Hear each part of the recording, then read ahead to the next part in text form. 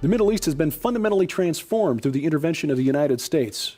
What are we taxpayers getting for our money? Welcome to SkyWatch TV News for Tuesday, September 1st, 2015. I'm Derek Gilbert. Our guest, the author of a brand new book called Never Submit. Will the extermination of Christians get worse before it gets better? Retired U.S. Army Lieutenant Colonel, Pentagon strategist, longtime network television and cable television, foreign affairs and military expert, and military analyst for Fox News as well, Colonel Bob Maginnis. Colonel, thank you for joining us today. Thanks, Gert. Boy, I mean, looking at the changes that have taken place in the Middle East just within the last few years, I mean, we go back 10 years especially to where we intervened following 9/11 into Afghanistan and then Iraq. But in recent years, the United States has taken an active role in trying to reshape Libya, Syria. We supported the Muslim Brotherhood's rise to power in Egypt. We are continuing and supporting the Saudis and the Egyptians in their ground campaign in Yemen. The Middle East has fundamentally turned over, and we've played an active role in it, the United States. How have things changed? Well, there's been a general lack of confidence as a result of the failures that we've had, policy failures in the Middle East. And I believe that has been directly resulted in, certainly the mass refugees, a lot of the killing, a lot of the flooding of southern Europe by hundreds of thousands of people out of northern Africa. It started with the Arab Spring. Arab Spring started in Tunisia. Arab Spring spread to Libya, as you indicated. We went after Gaddafi, saying you must go or change. And of course, today it's a civil war. It's an Islamic haven. Egypt, of course, we supported the rise of the Muslim Brotherhood, and they're as radical as ever. And of course, they installed Mohammed Morsi, and Mohammed Morsi went immediately trying to kill as many of the Coptic Christians as he could. Yeah. And today, of course, the Sinai, which is right next to Egypt, is a hotbed of Islamic radicalism. And in fact, we've had a mission there since 1979, where we have a battalion of infantry trying to separate the Israelis and the Egyptians. We're talking about moving them out because it's too dangerous. So that entire region is volatile. Jordan is in serious trouble because of all the refugees there. And of course, they have Islamists. Zakawi, who was one of the leaders that started the ISIS revolution, who eventually went into Iraq, came out of a Jordanian prison. Then, of course, you have Iraq. We thought we had it, put back together after the surge in. That's right, and surge in 8 and 9, and then of course we left in December of 11. Thank you, Mr. Obama, and the place has fallen apart, literally.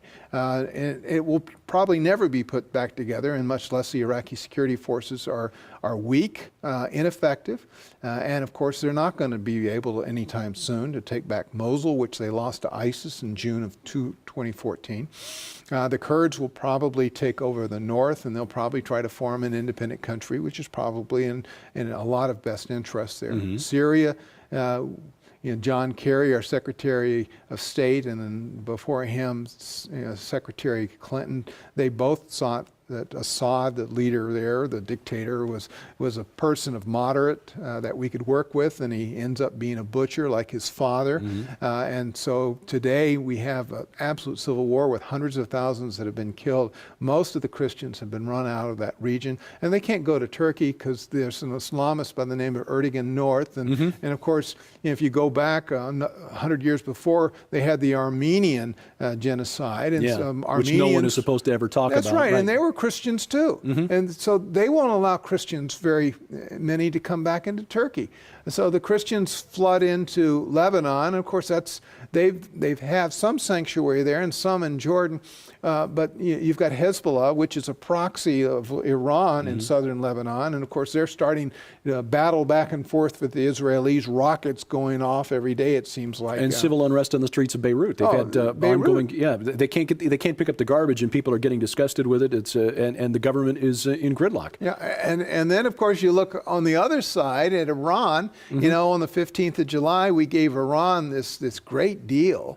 We said, initially President Obama promised he's going to do away with their nuclear program, going to discover all their military pieces. He's going to do away with this and that. None of that happened. We basically are going to fund their continuation of terrorism because we lifted the sanctions and give them $100 to $150 billion. And of course, the Russians and our great friends, the Germans and the Chinese, are rushing in to do all the good deals for business. So the place is an absolute chaotic mess. And everybody is frightened to death of ISIS, taking over places like Saudi Arabia, which is quite possible. And of course, the Iranians, that's just going to lead to more fighting. And of course, Christians are like the proverbial ants being trampled while the elephants fight. Absolutely. Just absolutely destroyed there. Looking at this through a biblical lens, a Christian lens, and it's always hard trying to extract prophetic meaning from the headlines, and sometimes dangerous to. We don't want to set dates, but how does this relate to where we might be on the prophetic clock? Well, certainly we're at the end times for the Christians in the Middle East. I don't know of a single Christian over there that hasn't really questioned. These are the end times for them. Now, it may not be the end times for the earth. I don't know. But for them, it is. They're destroying not only the people, they're destroying 1,000, 1,500 older facilities, churches. They're removing crosses even from grave sites. They're going to remove every aspect of Christianity there, in the cradle of Christianity. But it's happening elsewhere too, and that it's like a cancer. It's metastasizing across the globe. So we see a very clear existential threat, not only to the region, but if it's not contained, it's going to go elsewhere. Are these the end times? You can look at Zechariah, you can look at Isaiah, you can look at the Revelations. I will tell you, though, that from eschatology, from the Islamic eschatology perspective, they think they're at the end times, and that motivates them to fight as hard as they can and to kill as many Christians and anyone else they consider an infidel. Is the Islamic State understanding that they believe that their future, the Sunni Mahdist view that they have, where they want to prompt the return of the Mahdi? Absolutely. And they are perhaps the one group that really takes Islamic eschatology seriously, far more so than groups like Fatah and Hamas. That's right. They believe that they can actually jumpstart the apocalypse and prompt the Mahdi's return by forcing that battle at Dabiq, or when that battle occurs at Dabiq. Do they think they can force us into? Is that what they're trying to do? Of course. Provoke us into a ground war? That's what they say they want to do. Why wouldn't we want to believe what they say in their newspapers and their television? Every one of these because killers they're just say angry that. about jobs. That's all. It's just jobs. That's the naive way of Washington viewing the world. These people are deadly serious, and they have a lot of blood on their hands to demonstrate how deadly serious they are. And if we're not careful, it's going to be our blood. The title of your book, Never Submit. Why did you choose that for the title? Well, Islam means submission. Never submit to Islam, because if you, like they tell the Chaldean Christians or the Syriac Christians, they say, you've got three choices.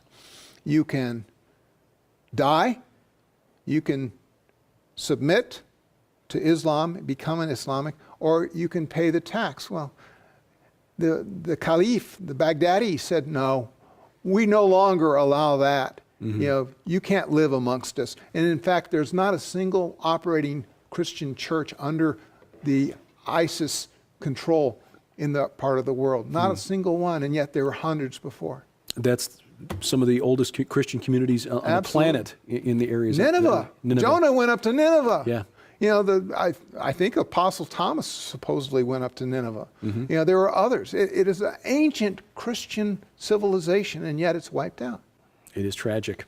The book forthcoming from Defender Publishing is Never Submit. Will the extermination of Christians get worse before it gets better? And I'm looking forward to seeing the pallets of these books come into the warehouse outside here and then go right back out again. Should be available in just a few weeks at the SkyWatchTV store. That's skywatchtvstore.com. Tonight, 8:30 p.m. Central Time, we begin a series of programs for National Preparedness Month. Josh Tolley, nationally syndicated radio host, will talk about his book, Evangelpreneur, and how having an entrepreneurial mindset may help prepare you for these unexpected times, these troubled times in which we live. That's tonight, 8:30 p.m. Central Time. And of course, if you missed that beginning tomorrow, you can see it on our SkyWatch TV Roku channel. Log on to skywatchtv.com/Roku for instructions on how to add the channel to your account. Colonel Maginnis, thank you for your work. Thank you for the book. And I look forward to reading it as soon as I get my hands on a copy. Thank you. I maybe just sneak this one out of the office. Thank you for watching as we keep watch. I'm Derek Gilbert, and this is SkyWatch TV.